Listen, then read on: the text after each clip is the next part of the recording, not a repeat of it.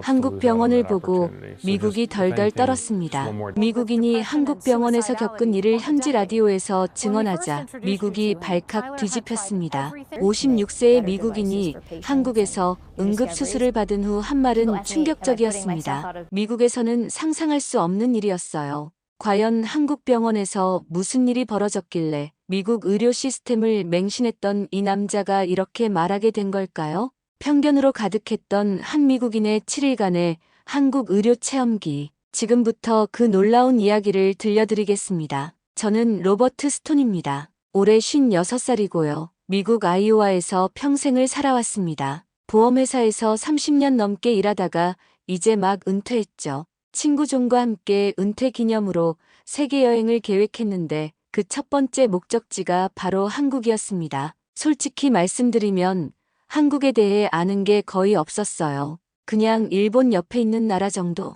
삼성이나 현대 같은 회사들이 있다는 것 정도만 알고 있었습니다. 여행을 준비하면서도 별다른 기대는 없었죠. 그냥 아시아 문화를 구경해보자는 마음이었거든요. 특히 의료 시스템에 대해서는 완전히 편견이 있었습니다. 미국에서 평생 살면서 들었던 건 이런 이야기들이었어요. 공짜 의료는 형편없다. 사회주의 의료는 질이 떨어진다. 급할 때 제대로 치료받을 수 없다. 이런 말들 말입니다. 제가 보험회사에서 일했으니까 더욱 그런 생각이 강했을 거예요. 여행 출발 전에 아내가 걱정스럽게 말했습니다. 여보, 혹시 몸이 아프면 어떻게 할 거야? 한국 병원에서 제대로 치료받을 수 있을까? 저도 같은 걱정이었죠. 그래서 여행자 보험도 최고급으로 들었고 응급 상황 대비용 약들도 한 가방 가득 챙겨갔습니다. 공항에서 출발하기 전 존이 농담처럼 말했어요. 로버트, 우리 병원 갈 일은 없겠지? 아니면 일본으로 급히 넘어가야 할 수도 있어. 저도 웃으면서 대답했습니다. 그래, 병원은 가급적 가지 말자. 불안하잖아. 비행기 안에서도 계속 그런 생각이 들었어요. 한국의 의료진들이 영어를 할까?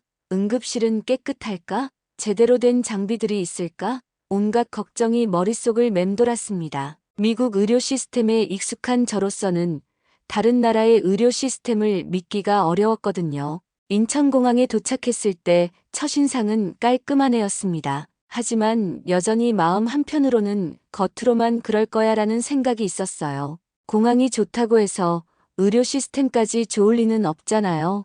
택시를 타고 서울 시내로 들어가면서도 그런 생각들이 계속 들었습니다. 호텔에 체크인하면서 프론트 직원에게 혹시 모를 상황을 대비해서 물어봤어요. 근처에 좋은 병원이 있나요?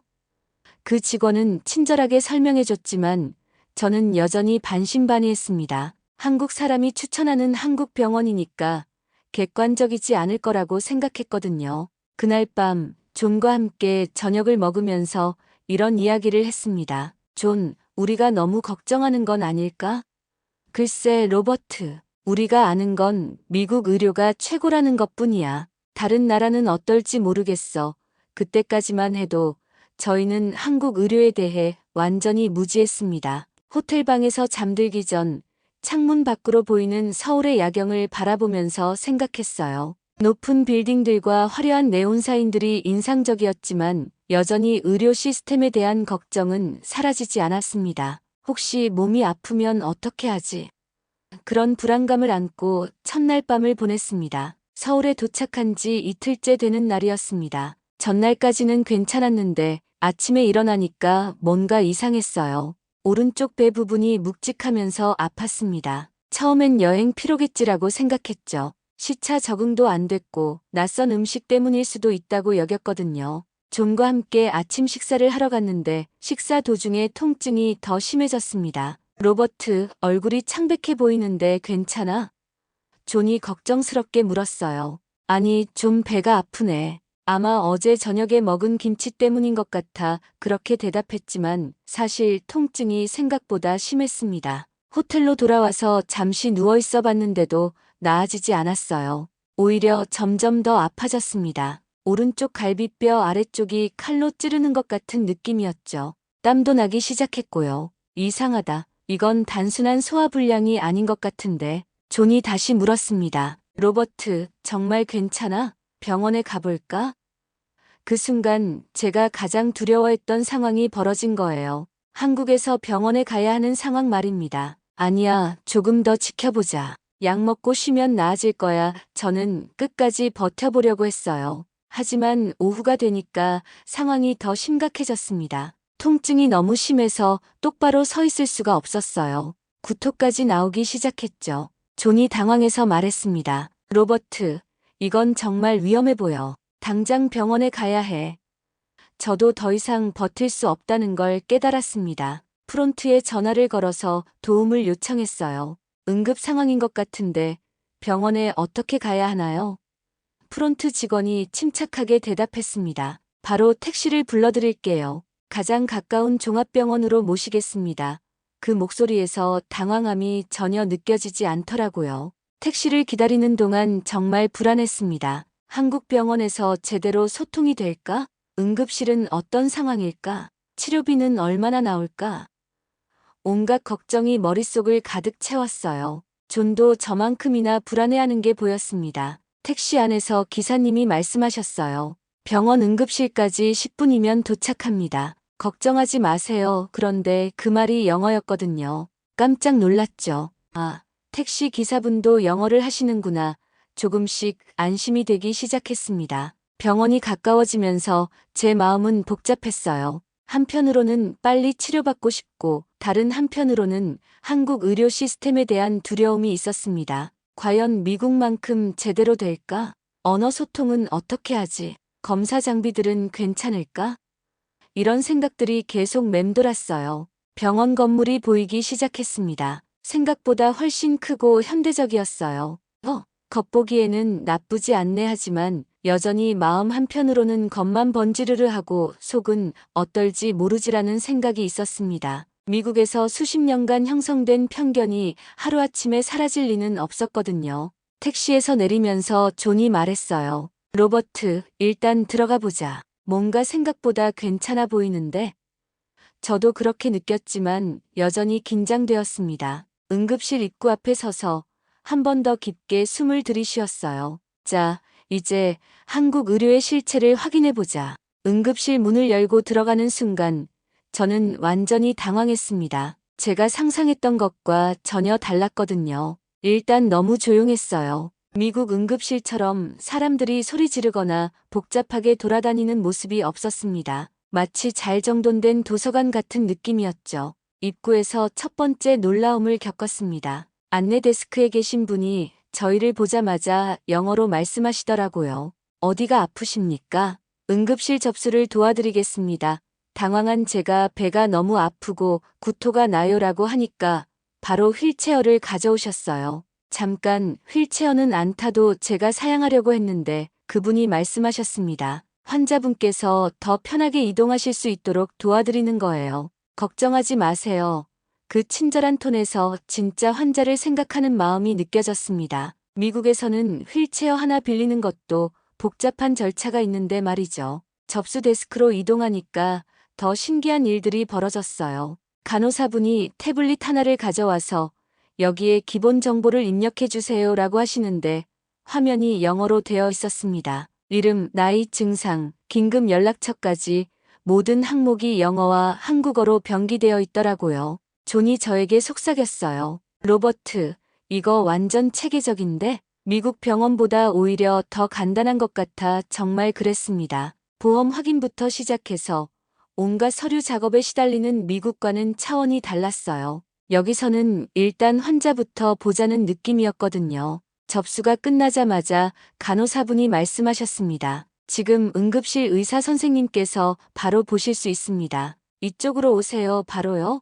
미국이었다면 최소 한두 시간은 기다려야 하는데 여기서는 5분도 안 걸렸어요. 이게 정말 가능한 일인가 싶었습니다. 진료실로 들어가니까 30대 중반으로 보이는 의사 선생님이 계셨어요. 의사 선생님이 유창한 영어로 말씀하시더라고요. 안녕하세요. 저는 응급의학과 김민수 의사입니다. 어떤 증상 때문에 오셨나요?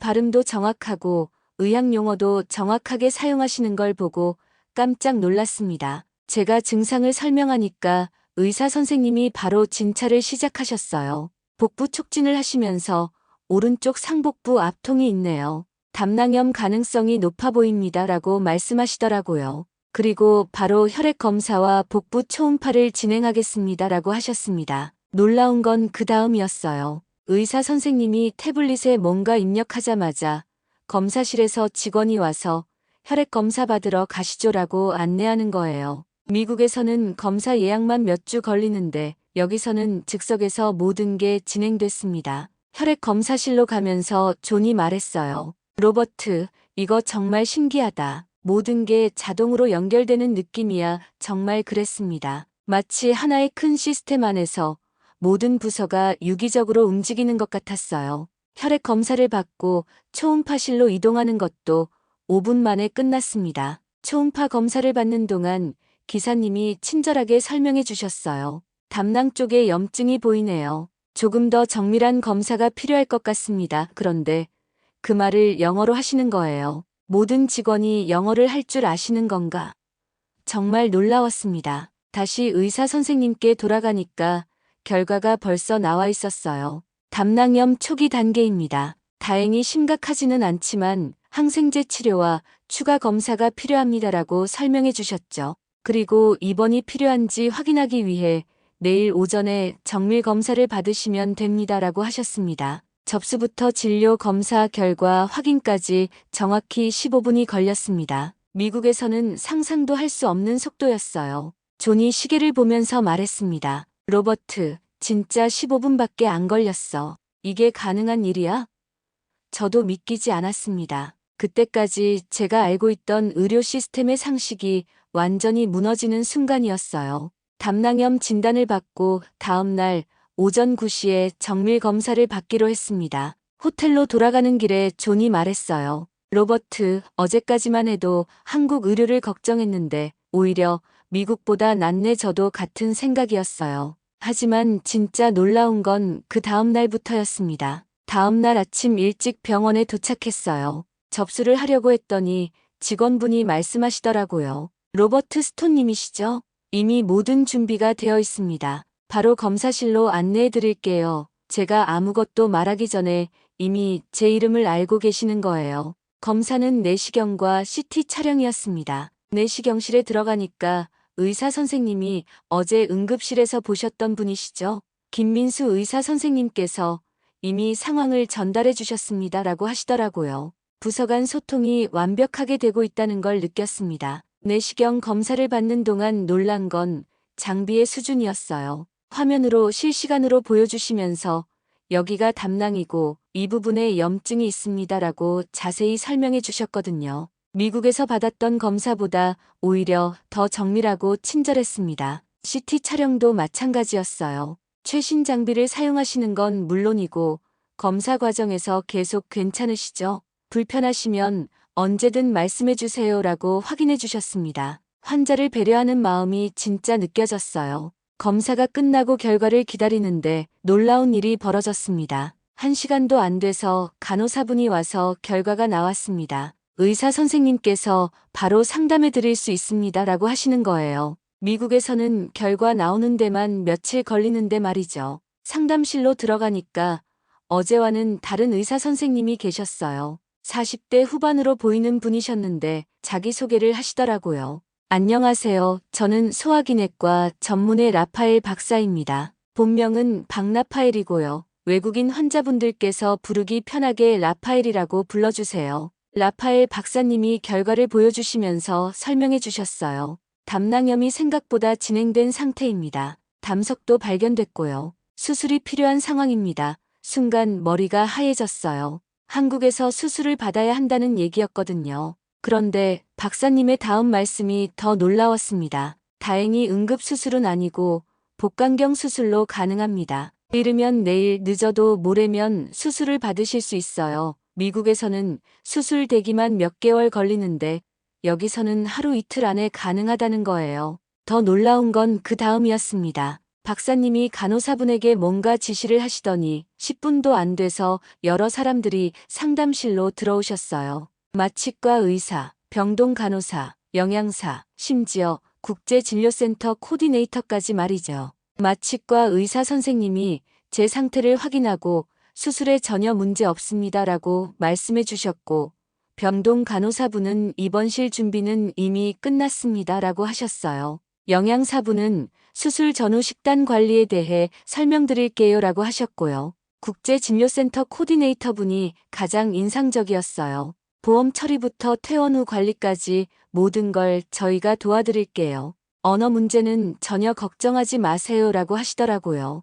마치 제가 VIP 환자라도 되는 것처럼 대해주시는 거예요. 존이 저에게 속삭였습니다. 로버트, 이거 정말 대단한데? 이런 시스템은 미국에서도 본 적이 없어 정말 그랬어요. 한 명의 환자를 위해 병원 전체가 유기적으로 움직이는 모습이었습니다. 각 부서별 전문가들이 모여서 치료 계획을 세우고 환자 중심으로 모든 걸 조율하는 거예요. 라파엘 박사님이 마지막으로 말씀하셨습니다. 로버트님, 걱정하지 마세요. 저희 병원에서는 외국인 환자분들을 많이 치료하고 있습니다. 모든 과정에서 최선을 다해 도와드릴게요.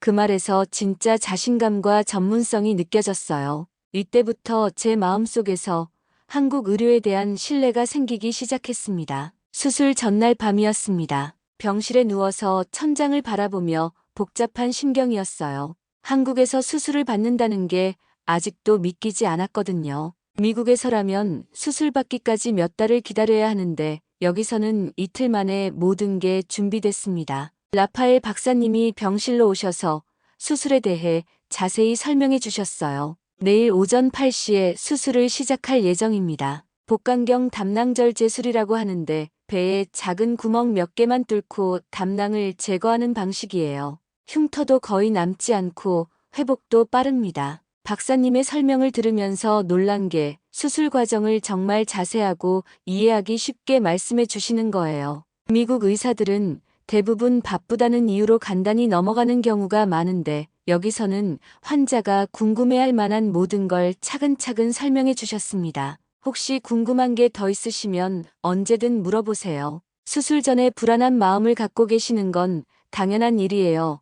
박사님의 이런 배려가 정말 감동적이었어요. 환자의 심리적 상태까지 신경 써주시는 거죠. 수술 당일 아침 간호사분들이 와서 수술 전 준비를 도와주셨어요. 긴장하지 마세요. 라파엘 박사님은 이런 수술의 전문가세요. 벌써 수천 건의 수술을 성공적으로 하셨거든요.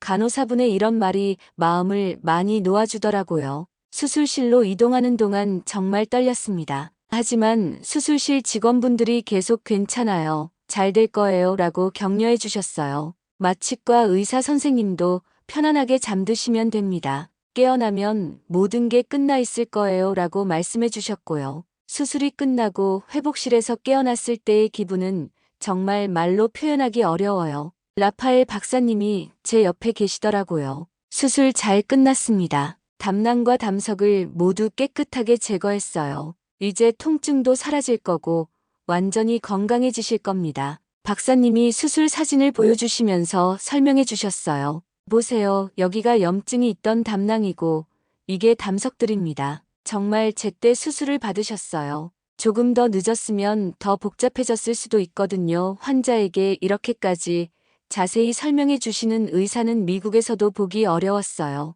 회복 과정에서 간호사분들의 케어가 정말 세심했습니다. 2시간마다 상태를 확인해 주시고 필요한 것이 있으면 즉시 도와주셨어요. 불편한 건 없으세요? 진통제가 더 필요하면 언제든 말씀해 주세요.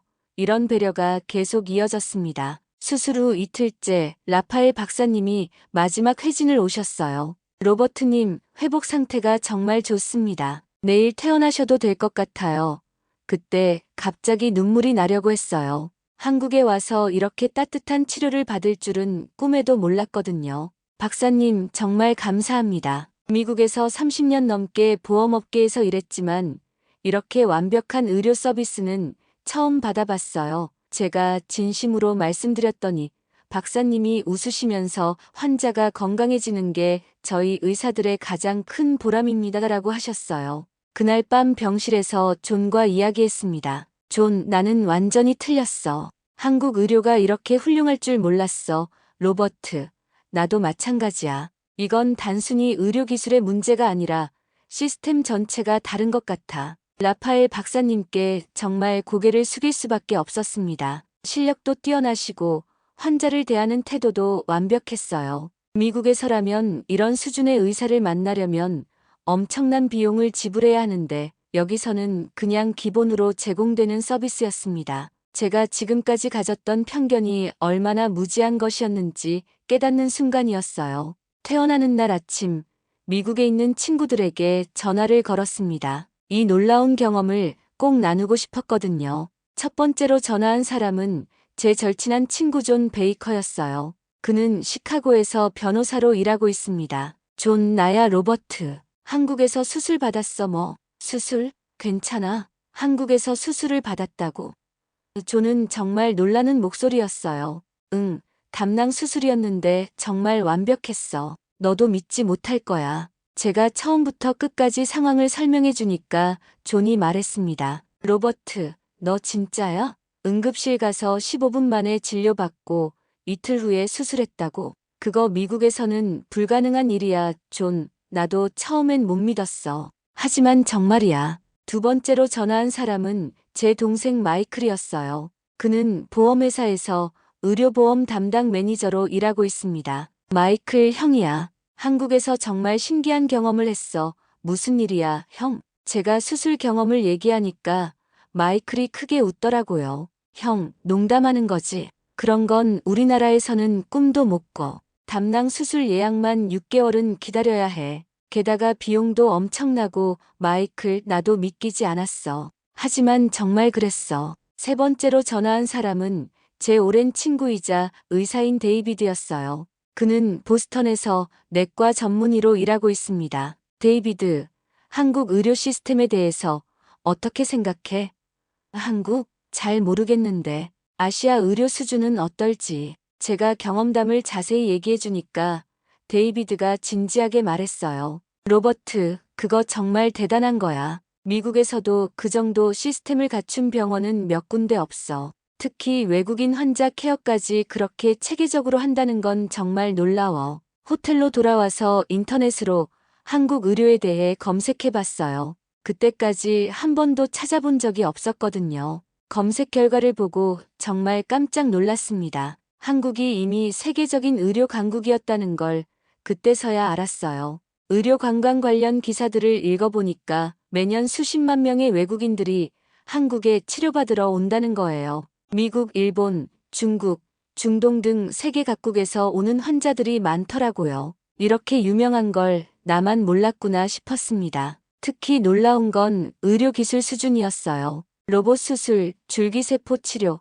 첨단 진단 기술 등에서 한국이 세계 최고 수준이라는 기사들을 봤습니다. 미국이 최고라고 생각했는데 한국이 오히려 더 앞서가고 있구나. 유튜브에서 한국 병원 관련 영상들도 찾아봤어요. 외국인들이 직접 경험한 후기 영상들이 정말 많더라고요. 모든 사람들이 저와 비슷한 경험을 했다는 걸 알 수 있었습니다. 빠른 진료, 친절한 서비스, 합리적인 비용까지 말이죠. 존에게 다시 전화를 걸었습니다. 존, 인터넷 검색해봤는데 한국 의료가 정말 유명하더라. 우리만 몰랐던 거야, 정말. 나도 한번 찾아봐야겠다. 그런데 로버트, 비용은 어땠어? 비용 얘기를 하니까 존이 더 놀라더라고요. 그 정도 비용으로 그런 서비스를 받았다고. 미국에서는 응급실비만 해도 그것보다 비싸잖아. 정말 그랬어요. 미국에서 같은 수술을 받으려면 최소 10배는 더 비쌌을 겁니다. 마이클도 마찬가지였어요. 형, 그 비용이면 미국에서는 진료 상담비도 안 돼. 정말 신기하다. 이런 정보를 왜 미국에서는 잘 알려지지 않았을까? 저도 같은 의문이었습니다. 이렇게 좋은 의료 시스템이 있는데 왜 미국 사람들은 모르고 있을까요? 그날 밤 존과 함께 저녁을 먹으면서 이야기했어요. 존, 우리가 너무 우물안개구리였던 것 같아. 미국 의료가 최고라고만 생각했는데 로버트, 나도 그래. 이번 일로 정말 많은 걸 깨달았어. 세상이 이렇게 빠르게 변하고 있는 줄 몰랐어. 병원 문을 나서는 순간 서울의 풍경이 처음 왔을 때와 완전히 다르게 느껴졌습니다. 같은 건물들, 같은 거리인데 제 눈에는 전혀 다른 도시로 보였어요. 마치 안경을 새로 맞춘 것처럼 모든 게 선명하고 체계적으로 보이더라고요. 지하철역으로 걸어가면서 주변을 유심히 관찰했습니다. 사람들의 질서의식, 깨끗한 거리, 체계적인 교통 시스템, 이 모든 게 병원에서 경험한 것과 연결되는 느낌이었어요. 아, 의료 시스템만 좋은 게 아니라 사회 전체가 이런 식으로 돌아가는구나. 지하철을 타면서도 놀랐습니다. 노선도가 한국어와 영어로 명확하게 표시되어 있고 안내방송도 여러 언어로 나오더라고요. 승객들도 질서정연하게 타고 내리고 이런 세심함이 병원에서도 그대로 나타났던 거구나 싶었습니다. 호텔로 돌아가는 길에 약국에 들렀어요. 퇴원할 때 받은 처방전으로 약을 받으려고 했는데 약사분이 영어로 복용법을 자세히 설명해 주시더라고요. 식후 30분에 드시고 이 약은 반드시 물과 함께 드세요. 이런 친절함이 단순히 개인적인 게 아니라 시스템적인 거라는 걸 느꼈습니다. 그날 저녁 종과 함께 한국 전통 음식점에 갔어요. 음식을 주문하면서 직원분과 이야기를 나눠봤는데 정말 놀라웠습니다. 한국에서 병원 치료 받으셨어요? 어떠셨어요? 물어보시더라고요. 그래서 제 경험을 얘기해 드렸더니 정말 자랑스러워 하시는 표정이었어요. 저희 한국 의료가 정말 좋죠. 외국에서 치료받으러 오시는 분들이 많아요. 특히 미국에서도 많이 오세요. 그 말을 들으니까 정말 신기했어요. 한국 사람들이 자국의 의료 시스템에 대해 확신과 자부심을 가지고 있다는 걸 느꼈거든요.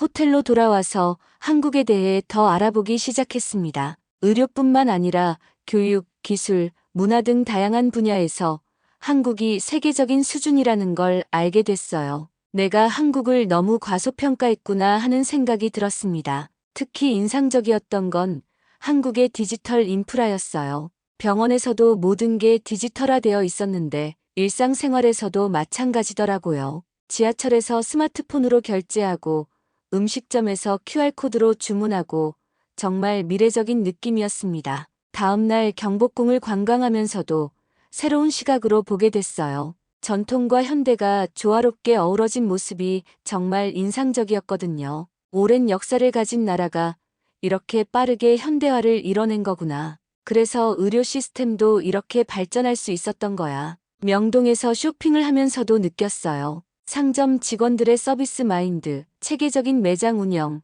외국인을 배려하는 시스템들, 이 모든 게 병원에서 경험한 것과 일맥상통했습니다. 이게 바로 한국의 DNA구나 싶었어요. 존도 비슷한 느낌이었나 봅니다. 로버트, 한국 사람들 정말 대단한 것 같아. 무엇이든 완벽하게 하려고 하는 것 같아. 맞아, 존. 세심함과 효율성이 문화 자체에 배어 있는 것 같아. 한강공원에서 산책을 하면서 서울의 스카이라인을 바라봤어요. 현대적인 고층 빌딩들이 즐비한 모습이 정말 인상적이었습니다. 10년 전만 해도 나는 이 도시를 제대로 몰랐어. 아니, 알려고 하지도 않았어. 그날 밤 호텔방에서 창밖을 바라보며 생각했습니다. 한국에 오기 전에 제가 얼마나 편견에 사로잡혀 있었는지, 얼마나 무지했는지를 깨달았어요. 병원에서의 경험이 단순히 의료 서비스를 받은 게 아니라 제 인생관 자체를 바꾼 거였습니다. 한국은 정말 계획된 도시, 계획된 사회 같아 존에게 말했더니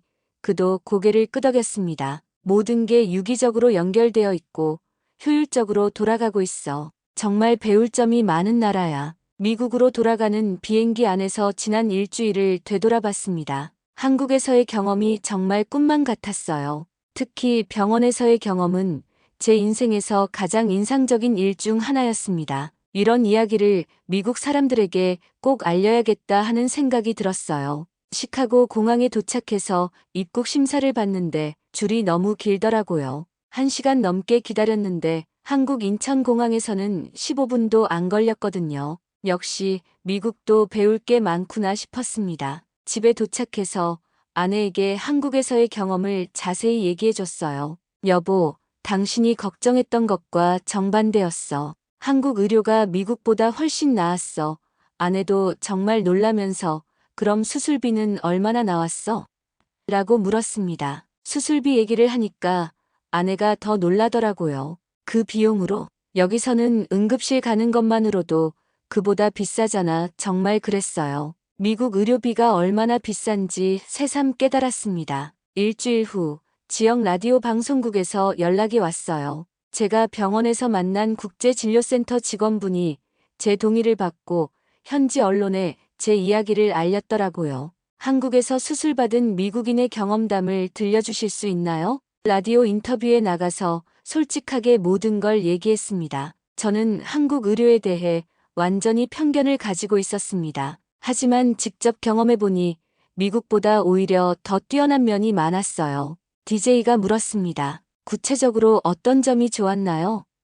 첫째는 속도입니다. 응급실에서 진료까지 15분, 수술까지 이틀이면 충분했어요. 미국에서는 상상할 수 없는 속도죠. 둘째는 시스템입니다. 모든 부서가 유기적으로 연결되어 환자 중심으로 움직여요. 셋째는 서비스입니다. 의료진들이 정말 친절하고 전문적이에요. 외국인이라고 해서 차별받는 느낌이 전혀 없었어요. 오히려 더 배려받는 느낌이었습니다. 이런 식으로 30분 동안 인터뷰를 했는데 반응이 정말 뜨거웠어요. 인터뷰가 방송된 후 많은 사람들이 저에게 연락을 했습니다. 정말 그런가요? 한국 의료가 그렇게 좋다고요?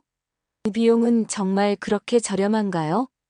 이런 질문들이 쏟아졌어요. 한 달 후에는 지역 신문에서도 인터뷰 요청이 왔습니다. 한국 의료 관광에 대한 미국인의 시각이라는 제목으로 기사가 실렸는데 많은 사람들이 관심을 보였어요. 가장 인상적이었던 반응은 제 주치의 선생님이었어요. 정기검진을 받으러 갔는데 로버트, 한국에서 수술받았다면서요? 어떠셨어요? 라고 물어보시더라고요. 제가 경험담을 얘기해드리니까 정말 놀랍네요. 우리도 배워야 할 점이 많은 것 같아요 라고 하셨습니다. 보험회사 동료들과 만날 때도 화제가 되었어요. 로버트, 한국 의료 시스템이 정말 그렇게 효율적이야? 우리가 너무 우물안개구리였던 건 아닐까?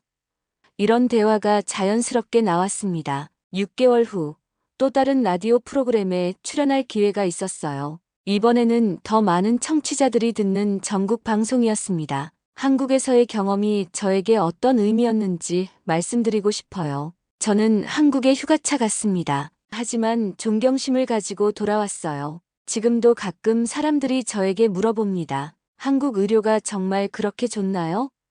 그럴 때마다 저는 확신을 가지고 대답해요. 네, 정말 좋습니다. 미국이 배워야 할 점이 많아요. 그리고 마지막에 이렇게 덧붙입니다. 이제는 미국이 덜덜 떨어야 할 차례입니다. 한국 같은 나라들이 우리보다 앞서가고 있으니까요. 우리도 변화해야 해요. 의료 시스템 하나를 보고 그 나라가 보였다 말하는 이가 있습니다. 그는 한국에 와서 몸을 치료받았지만 마음을 고쳤다고 했습니다. 지금 한국은 그렇게 세계를 감동시키고 있습니다.